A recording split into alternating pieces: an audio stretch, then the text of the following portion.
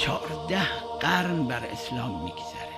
در 13 قرن و نیم منهای 15 سال حکومت پیغمبر خدا صلی الله علیه و آله و حکومت امیرالمؤمنین صلوات الله علیه از کوفه، اینو منها کنید از 1400 و چند سال، 13 قرن و نیمش امکانات نبود.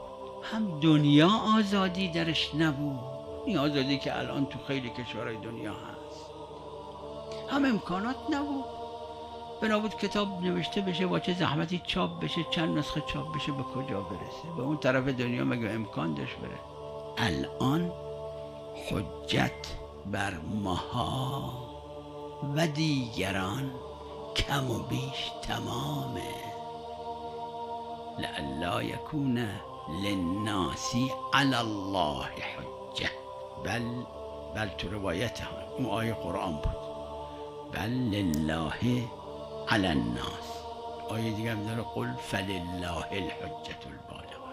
الان هم اکثر کشورهای دنیا کم و بیش توش آزادی است. تو دنیا چند تا کشور الان هست کوچیک و بزرگ؟ بیش از 200 کشور میگن هست. مخاطب من و شما و غیر من و شما تمام این دنیاست. پیغمبر اسلام در خطبه غدیر هی گفتن یا ایها الناس معاشر، یعنی غدیر مال همه است، مال همه بشره. تو فرمایش‌های معصومین ببینید چقدر خطاب هست به ناس. مخاطب من و شما ایران و عراق نیست تنها. ایران و عراق مرکز تشیعه، درست، اما این معناش این نیست که اول شما ایران رو اصلاح کن، عراق رو اصلاح کن، بعد برو به جاهای دیگه. نه، پیغمبر اسلام صلی الله علیه و آله در مدینه منوره اسوه هستن دیگه.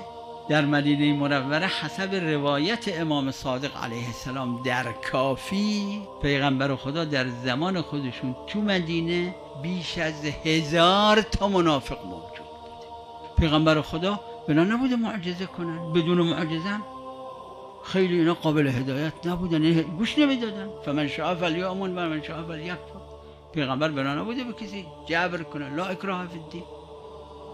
همون وقت پیغمبر خدا به روم نامه می نوشتن، به فارس می نوشتن، به حبشه می نوشتن، افراد می فرستادن این طرف اون طرف، به خارج مدینه منوره.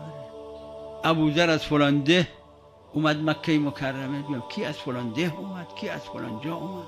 همه دنیا مخاطب من و شما هستن، باید به همه دنیا برسه.